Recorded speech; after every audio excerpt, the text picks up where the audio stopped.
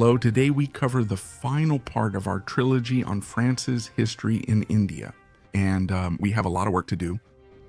Get ready for quite an emotional roller coaster all the way to the end, because the history of France and India doesn't stop at the 7 Years' War. Oh no, it doesn't. All right, to catch you up, the last episode explained how France rose to become the top European power in India, mainly led by Joseph-François Dupleix, governor of Pondicherry and commander-in-chief of French establishments in India. He fixed the company and French government's strategic mistakes, making two things possible. First, under his leadership, the French won the War of the Austrian Succession on the Indian front, despite an initially difficult situation, which in turn provoked the anger of the British, whose activities in India were threatened by the French. And so, in response, they strengthened their presence in the subcontinent in preparation for the next conflict. Second, Dupleix made France the top European power in India. By 1751, aided by talented men like Charles-Joseph Pâtissier de Bussy, the French maintained strong influence over the Deccan. Because Bussy's fragile government relied on the French presence, this greatly boosted the Royal East India Company's position. But this does not please the mother country. The government, which tightly controls the company, disapproves of its ventures, believing the company should remain strictly commercial. So it chooses simple trading posts and avoids local politics, even though involvement would strengthen the company's position in India. However, this approach is more ambitious, riskier, and costly for the company in the short term, for returns misunderstood by people in the home country. 2 years later, in 1753, with France at its peak in India, Dupleix is recalled by a company that finds him too adventurous. He is temporarily replaced by Godou, a more docile administrator who closely follows the government's and company's cautious yet naive directives, resulted in the 1754 Treaty of Pondicherry signing. The French and British agreed to a status quo, each pledging not to interfere with Indian states. This treaty would not be respected by the British, who had no interest and, unsurprisingly, no intention of complying with it. I wonder if all this violence is really necessary. No, it's fine. 2 years later, in 1756, open war broke out again between the French and the British in India. We'll discuss the 7 Years' War today, including its events in India. But you will undoubtedly also discover that France did not give up on the matter after this war, different from what I expected before starting this work. And this, despite the geopolitical disaster represented by the conflict, which was also addressed excellently in the Herodote label field. If you're interested, the link to his work is in the description. In short, we're going to look at all of this together.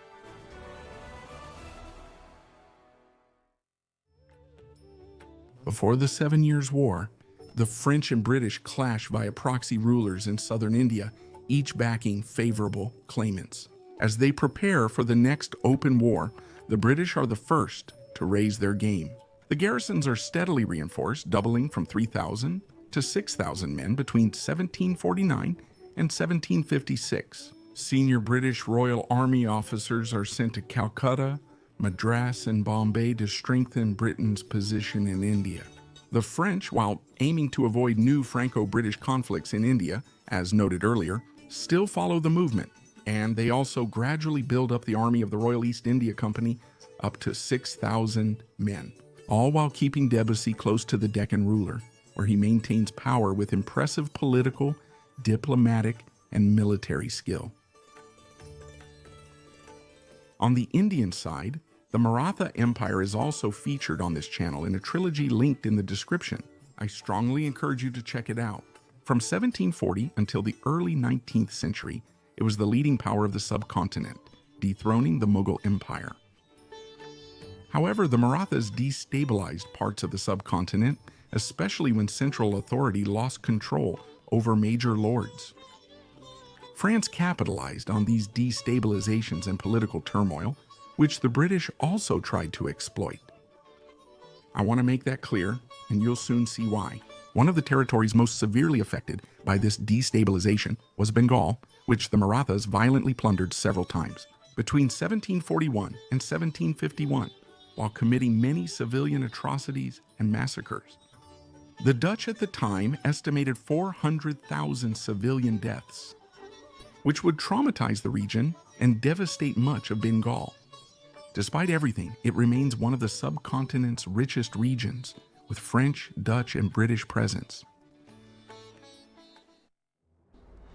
In this context, the 7 Years' War breaks out in the subcontinent, with the Indian theater opening in Bengal. In 1756, Siraj-ud-Dowlah became Bengal's new Nawab. He fears that the Europeans, especially the French and the British, since the Dutch are rather quiet, will repeat in Bengal what has already happened in the Deccan and in the south of India. When the French and the British fortify their trading posts in Chandernagore and Calcutta, as well as their factories in preparation for the inevitable Franco-British conflict that is looming, the Nawab becomes concerned for his sovereignty and demands an end to the construction. The French use diplomacy to ease the ruler's fears, but continue their work. The British get tangled up in diplomatic blunders, to the point that they incur the wrath of the hot-tempered Nawab. Siraj-ud-Dowlah captures Calcutta in June 1756. However, the British will retaliate under the leadership of Robert Clive. In February 1757, he recaptures Calcutta from the Bengalis, then seizes Chandernagore from the French the next month. And it is as early as June of the same year that the fate of Bengal will be decided. Through the Battle of Plassey, without dwelling too much on it, this battle basically sees Siraj-ud-Dowlah, the leader of Bengal, leading. 35,000 infantry, 15,000 cavalry, and 53 cannons, including 4 run by surviving Frenchmen from Chandernagore, faced 900 British soldiers, just over 2,000 sepoys, and 9 cannons, as well as a few ships anchored in the nearby river. What should have been a foregone conclusion on paper, given the considerable difference in strength, will, in reality, lead to a spectacular turnaround orchestrated by the British. Mir Jafar, the Nawab's uncle and a veteran Bengali general, will use his army influence to deceive his nephew, aiming to seize Bengal's throne with British support. In fact, when the battle begins, only the few officers directly loyal to Siraj-ud-Dowlah and the French engage in combat, while the troops under the command of Mir Jafar do not move. The British easily repel the attack, settling the issue. The Bengali army, most of whom did not fight, retreats on Mir Jafar's orders. That evening, the British recognize him as Bengal's new legitimate ruler, at Siraj-ud-Dowlah's expense, who is assassinated days later. This battle, well known in India and Great Britain but less in France, is seen by some historians as the start of the East India Company's new territorial policy, inspired by the Dupleix method and Clive's boldness. And in fact, the British would exploit this victory, which would open the doors of Bengal to them. However, on the scale of the 7 Years' War and its Indian front, as well as regarding the balance of power on the ground, this defeat was anecdotal for the French of that time. At that time, it wasn't a real turning point in the French and British balance of power. It can be seen as a symbolic start of British power. For example, the French then were more impacted by Chandernagore's fall than by the Battle of Plassey. Hostilities have therefore begun in India, and as I mentioned in the introduction, the French, just like the British, prepared for this war. On land, both companies are evenly matched and keep sending people to India. The French still control the Deccan, largely due to Debussy, who repeatedly risks his life to keep it.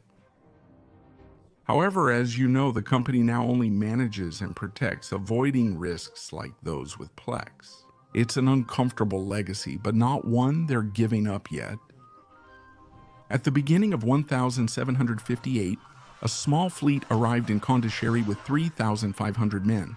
A new governor and commander-in-chief for the French establishments in India was appointed by the minister. Count Lally, sometimes called Lally Tollendal by historians because of his title of Baron of Tollendal.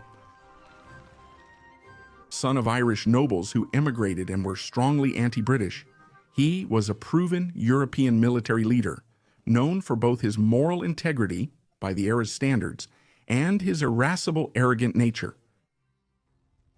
He fully supports the company's vision, which confirms its plan for a few trading posts and a strictly managerial, defensive strategy, unfamiliar with Indian needs and realities, as seen earlier, yet still eager to expel the English from the subcontinent.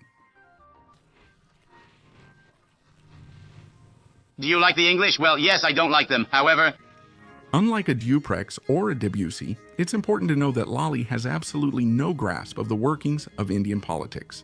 He was never interested in it and ignores the advice of experienced French people there. This, combined with his obviously difficult personality, to put it kindly, will, in just a few weeks, make him unpleasant, even detestable, to nearly everyone: officers, the Pondicherry Council, company agents, Count Dupleix, his fleet commander and frequent adversary, his European and sepoy troops, and local populations. And yes, I mean absolutely everyone. I was impressed when I tried to nuance perspectives that initially seemed harsh. To read just how much this person's behavior in India is almost unanimously criticized. All of this will inevitably play a significant, if not central, role later on, so keep it in mind. Lally. He arrives in Pondicherry on April 28, 1758, after a long journey that included arguing with Count Dupleix. Of course, as an anecdote, his planned grand entrance will be marred by an incident. His ship is hit by a cannonball fired from the fort of Pondicherry. And why? Well, it seems that as the ship approached the trading post, Lally's ship, for a reason that isn't very clear, didn't respond to the signals from the fort. So the garrison, in doubt, apparently preferred to fire. And I won't hide from you that it made the fellow a little bit angry. Anyway, once he was on land, he had barely started his duties there. He quickly went to the British trading post at Gondalore and captured it in under a week, on May 4th. Then from its fort in June. Put like that, you might think things weren't starting off too badly after all. However, you should know that all of this was done in great haste under the impatient orders of Lally, who didn't mince words with anyone. All of this, combined with some serious blunders, rough treatment, and humiliations that Lally was responsible for. The secrecy cost the French local support and caused some sepoy troops to desert, shocked by Lally's actions, despite repeated warnings from others about his behavior toward locals. To make matters worse, Lally alienated some South Indian lords, including company allies. Again, this happened because of his clumsiness and total misunderstanding, despite once again the warnings and advice of the company's agents and officers who accompanied him and knew the situation much better. All this results in the loss of all human and logistical support in the South and will significantly complicate all these operations. Stay alert, he's not finished yet. In July 1758, he adds to this the recall of General Debussy from the Deccan, despite the clear warning from the latter, who tries to make Lally understand that leaving will simply be considered as treason by the ruler of the Deccan, while also ruining the French reputation, not only in the Deccan, but also with the other local rulers. However, Bussy obeys, but bitterly, as can be read in his letter in response to Lally's order, to whom he declares, "What I have always known how to do best is obey. However, your orders greatly confuse me. Given my situation and the risks, I have nothing to say. My life and fortune belong to the king, so I am fully devoted to you." Thus, in just 3 months, without the British really having to lift a finger, France has lost the Deccan, its allies, and is burying Dupleix's legacy. The implementation of the company's strategy and the decisions of the Ali meant the loss of the Deccan. Without a fight, in my opinion, this is the real turning point in the balance of European powers in India. In November 1758, in the middle of the monsoon, again disregarding advice from the company's executives and officers, the ally attempts to besiege the British trading post of Madras, the hub of British commerce in India. It was also the easiest to reach by land. Lally and his troops leader arrived there the next month. For accuracy, Indian armies were accustomed to not campaigning during the monsoon, simply because the roads become difficult to travel. And so in addition to making troop movements difficult, logistics became a real nightmare. Not to mention the fact that keeping our troops in the field while it rains all day long presents many problems, especially health-related ones. The Europeans who had experience in India knew this and told him, but Ali still seemed convinced that he knew better. So the French are in front of Madras. Problem? The siege of this trading post, which is a coastal establishment, can only be done by land. The French squadron led by Count d'Aché withdrew during the monsoon, says historian Edmund Zimbowski, to make repairs and due to hostility toward Ali. Then, the troops will show a profound lack of discipline, poorly paid, clearly not fond of their commanders, and under the influence of alcohol. And yes, since these gentlemen looted the part of the trading post that wasn't defended by the fort, and in their misdeeds they got their hands on a large quantity of alcohol, they'll look bad next to the English, who remain strong despite constant bombardment of Fort Britannique. Physical and moral decline increases during the siege, worsened by about 200 French soldiers deserting to Fort Britannique before mocking their comrades from the ramparts, hurling insults with bottles in hand. So it's no surprise that the French are forced in February 1759 into one of the most humiliating retreats when a British war squadron arrives at the same time. While the French prepared and carried out the siege of Madras, they exploited the void left by Bussy's departure from the Deccan. They made a simple observation. The survival of the local ruler's power depended on Bussy, who had been recalled, as I mentioned to you earlier. Clive sees this as a clear chance to take on the role the French once had in the area. And in fact, as early as May 1759, Bussy's former protege signed an alliance with the British. He offers them territories he had given to the French and even promises to drive the French out of these lands. This perfectly illustrates what Debussy rightly feared, as well as the shift I mentioned a little earlier for... In summary, within a year, the company's strategy and Lally's unsuitability for his role erase Dupleix's achievements, and it removes all room for maneuver, both diplomatic and logistical, since the French are now viewed unfavorably in southern India, as well as military options for the French. This lets the British, backed by the Navy, rush into the breach. France, which had its fate in its own hands at the beginning of the war, now finds itself in a position of weakness on the Indian front. D-Mystif. Ladies and gentlemen, good morning. Things keep getting worse. It's not going to get any better. And yes, unfortunately for the year 1759, it's not over yet. In September that year, Count d'Aché's squadron returned to Pondicherry after a sea clash with the British that damaged both fleets as the monsoon neared.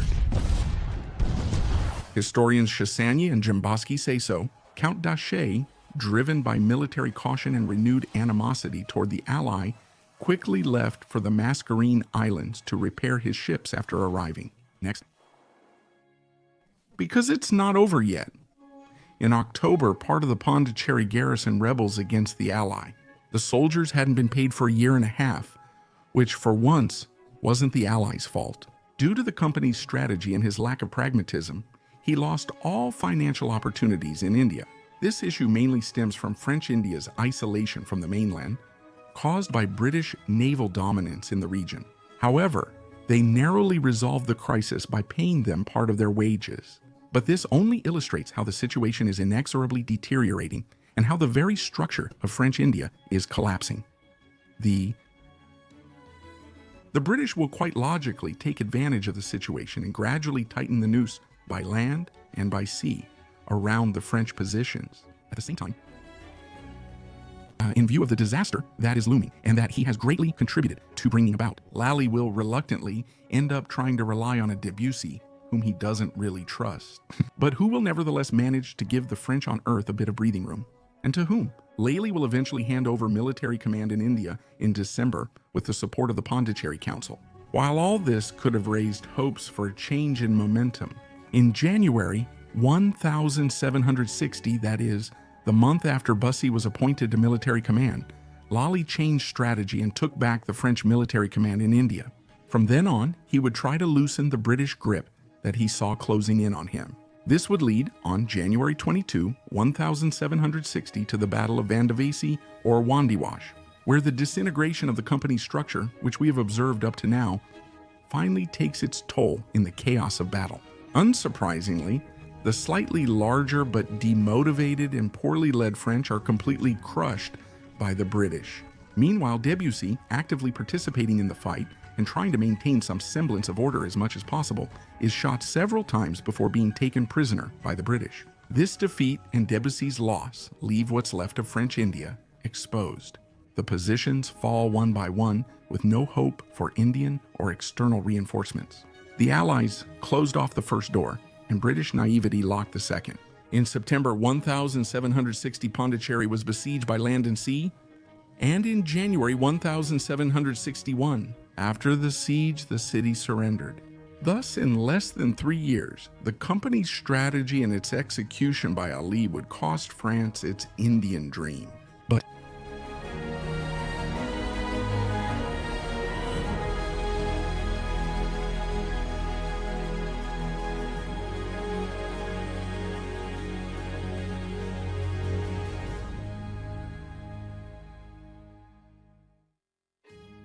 this is not the end of France's story in India.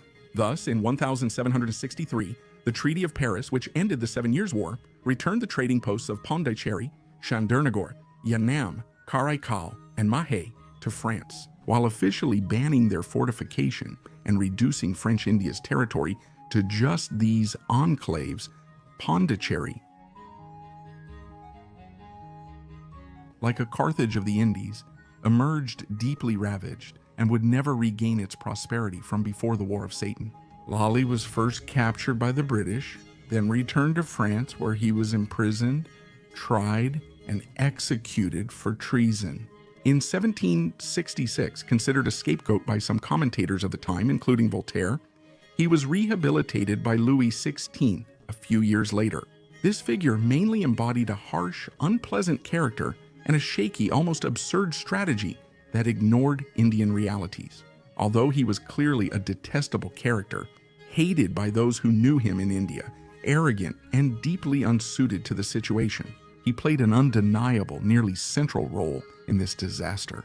Remember, he was sent to India by the company on the minister's orders, backed by part of Louis XV's court. Those who sent him to India knew the man and yet thought he was in line with the strategy devised for the company. In the end, he is nothing more than a strong, ill-suited, and poorly placed pawn, it's obvious, of the French side on the grand chessboard of this conflict. To close this sad chapter of France's history in India, which is not the last, as a continuation of all this, 3 years after Lally's execution in 1769, the Royal East India Company lost its monopoly in India and played a minor role until its dissolution during the French Revolution. But as I was telling you, French India did not die for all that, although it became less ambitious. To begin with, contrary to what one might think, France did not leave the field open to the British in India, at least not at first. Pondicherry, which was actually only recovered in 1765, would be rebuilt by John Law de Lauriston, the nephew of John Law de Lauriston, the Scottish financier mentioned in the first episode. Then a few years later, France would take advantage of the outbreak of the American War of Independence to try to take its revenge in India, although this attempt would take some time to get underway. When France joined the war with Great Britain in 1778, it no longer had military power in India. I'm ready to fight, I'm ready to fight, I'm ready to fight, I'm ready to fight. Also, Pondicherry, for example, can barely muster 1,000 men for its defense, and the city is, unsurprisingly, quickly captured by the British, who rely on a large army, mostly made up of sepoys. Despite a reasonable defense under the circumstances, in reality the French are expelled from India again. What follows will be more interesting, as the French government's approach has changed significantly. Having learned from its mistakes, France wants to regain a foothold in India. To consider this, the minister then consults someone you've surely heard about in this series. And yes, it's Debussy, now the Marquis de Bussy-Castelnau, even as he grew older. Debussy, 1777, he proposed to the French government that the country regain a foothold in India, which, along with the French strategic shift, and the determination that followed led to the organization of a true expedition to India, which Bussy would lead and which would be supported by the talented Admiral Suffren. In short, unlike the 7 Years' War, this time it's a team that's perfectly suited to the situation, not to say a crack team, that's mobilized on the Indian issue and supported by the government. At the same time, the French will also try to resume a diplomatic policy in India by taking advantage of the current realities and trying to get closer to certain Indian states with the clear goal of undermining British influence in India, for example, by supporting the Marathas against the British during the First Anglo-Maratha War through the supply of equipment and the mobilization of so-called adventurers, essentially European mercenaries, often deserters or fortune-seeking soldiers who roamed India with little concern for their homeland. They sold their expertise to Indian states aiming to modernize their armies. Among them were many Frenchmen, as well as Dutch, Germans, Scots, and other Europeans. Just as a side note, simply a detail that seemed interesting to me. Debussy didn't think much of these adventurers, considering that they couldn't play the role of an agent of France, as he himself had been in the Deccan. These men were mercenaries whose main priority was gold, not advancing any cause or nation. To whom they sometimes turned away and often exaggerated situations and opportunities to their patrons. In short, these adventurers are fascinating, but that's not our topic today. That being said, for lack of a better option, France will, among other strategies, use French adventurers, or those seen as Franco-compatible in its new influence policy in India. But I'll tell you up front, their impact on events will be fairly limited. In 1781, that France goes on the offensive by sending Suffren to restore control in the Indian Ocean for a French military landing in India. In just over a year, Suffren captures a major Ceylon trading post, now Sri Lanka, to secure a large naval base for future operations. Meanwhile, the French backed the Sultan of Mysore, Hyder Ali. Some of the French who operated in India know him personally, since they have regularly worked together, and who also happen to be at war with the British. Since 1780, Hyder Ali, who is an absolutely fascinating character. By the way, if you want me to talk about him, now is the time to let me know in the comments. He holds his ground against the British and is notably supported by 165 French soldiers sent from the Royal Navy, who supervise and train the Mysorean troops. However, it's on the French side that things won't go as planned, since several incidents will seriously hinder the project. Debussy, appointed governor of the Indies, was supposed to rely on 8,000 men to carry out his mission, according to the plan he had established and what the French government had granted him. However, this time the French were truly unlucky. And so, for example, a squadron transporting 1,500 of these men would lose nearly 1,200 of them. Between France and the Indian Ocean for health reasons, between this scurvy and an epidemic that to this day has not yet been identified in. Meanwhile, the British neutralize other troop transports at sea, along with their soldiers, while on top of all that, 1,700 of the men assigned to Bussy are stuck at the Cape in present-day South Africa. They are waiting for the Dutch, now allied with the French, and for the Dutch garrison's arrival, which in fact will not arrive in time for this contingent to support Bussy's forts. So it's honestly quite complicated. Despite this, Debussy lands at Gondelur in 1783 with 2,800 men instead of the planned 8,700 are sick. But fortunately, he is there, supported by 2,200 soldiers from Mysore who seized this trading post, which was originally British, in order to allow for coordinated action with the French. The British attacked Gondelur in June 1783, aware that Debussy's situation is complicated. According to historian Alfred Martineau, they will attack their former possession, now held by the French and Mysoreans. 18 ships at sea to oppose Suffren's 15 ships, some of which are damaged.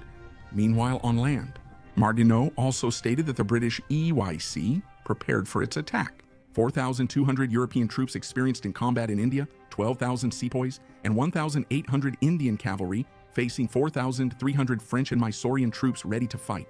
It's a 63-year-old Bussy. Sick. He was at least suffering from gout at that time, and maybe from other poorly identified infections, so he often needed help to move around. But he still seems completely clear-headed. He commands on land and does his best to organize a defense, while Suffren keeps the Navy at bay at sea. The events of June 20th resulted in cutting the British off from the supplies provided by the fleet, while also preventing the landing of additional British troops. Low on ammo and supplies, the British are effectively trapped from then on.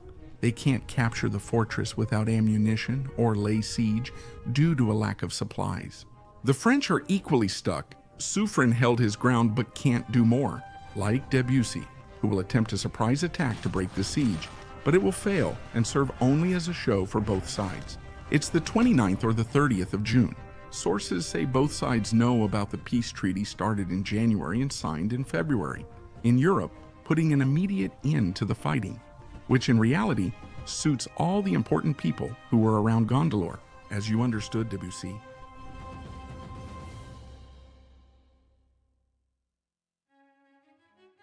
Helped by Suffren, therefore didn't have the time and didn't really have the means to, despite his resourcefulness, to do more, since peace had been signed even before he had time to arrive in India.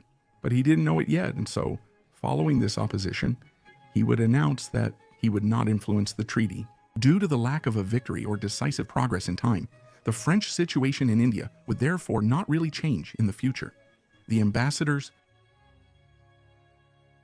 French ambassador to the Marathas wrote to Bussy, "The revolution we expected from your presence in India, which was already prepared, will not happen. The English will always be tyrants to a people who had hoped for our support. But one cannot help but regret that circumstances did not give you the time to act. A revolution that could have glorified non-French Asians, that's..." In 1785, nearly 65, Debussy dies in India and is buried there, followed by Suffren in 1788, taking with them the last French hopes in India. France will, in fact, no longer be able to do much. The British eventually defeat the Marathas. In the early 19th century, the French Revolution ends the East India Company. After the Napoleonic Wars, the British win the final Anglo-Maratha War in 1818, gaining control of most of the Indian subcontinent. The French are left with just 5 trading posts from the Treaty of Paris. Trading posts later became part of France's history, since they would more or less follow the pace of political and ideological changes in the mainland.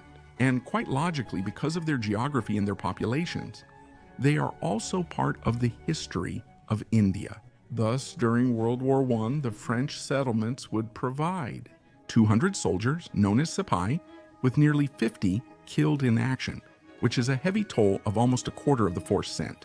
Then in World War II, the French establishments in India were among the first territories to join Free France under General de Gaulle, along with the Pacific Islands and French Equatorial Africa. At the same time, the French establishments would serve as a refuge for certain Indian independence activists, such as Sri Aurobindo. But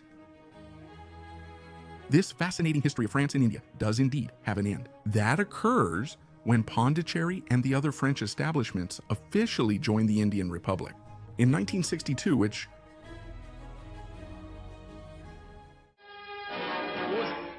Put an end to the status of the French trading post. The French authorities went to bow before the statue of Dupleix one last time before leaving Pondicherry. The 300,000 souls that lived in the enclaves are now part of the Indian Union. A chapter of history that began in the 17th century is ending today. The Indian flag was promptly raised in front of the government palace by India's Minister of Foreign Affairs. These cities, whose names made so many people dream, Chandernagore, Pondicherry, Karikal, Mahe, and Yanam, are joining the Indian Republic. They are now administratively grouped together and governed within the Union Territory of Pondicherry, which has a special status compared to the other Indian states. While French heritage is barely seen in most former French trading posts, it remains prominent in Pondicherry, where French activity in India was centered. Thus, its French heritage can be found, among other things, within its strong French-speaking community, which is mainly made up of Tamil French veterans. From its consulate, French high school, architecture, police, White Town, and religious buildings, or even from its grand seafront, home to a French-style war memorial and a Dupleix statue. And of course, not to forget the 20 or so pétanque clubs in the city. So, though French rule in India is over, French India is now Indian. Looking into this history that France and India share, which is not well known in either of these two beautiful countries, allows us to realize the connection that has existed, and quite logically, still exists between these two nations. You are now among those who I hope have a clear idea of it. Regarding the many questions you asked me, there are still some that I haven't answered during the trilogy. I answer them in a bonus video that will appear at the end of this video, which is in just a few moments. It will also let you discover many realities people of that time faced. Since I take advantage of some questions to share with you a whole bunch of interesting details, So this is the end of this trilogy, and yes, all good things must come to an end. Thank you so much for your support, encouragement, feedback, and donations during this endeavor. It's just amazing. I sincerely hope you enjoyed all of this. Once again, it's a pretty crazy amount of work, especially for something I don't make a living from. Feel free to let me know if you found it maybe too detailed at times, or on the contrary, if it's a way of approaching topics that you like. Same thing if the video is too long for your taste, and it would have been more enjoyable to watch in 2 parts. Don't be afraid to tell me, since this feedback helps me do better in the future. With that, I invite you to leave a thumbs up if you enjoyed this trilogy, and of course to subscribe while clicking on the famous little bell. If you haven't already, anyway, once again, thank you so much for following me. I'll see you soon, or right away for those of you I'll meet in the bonus video. Bonus.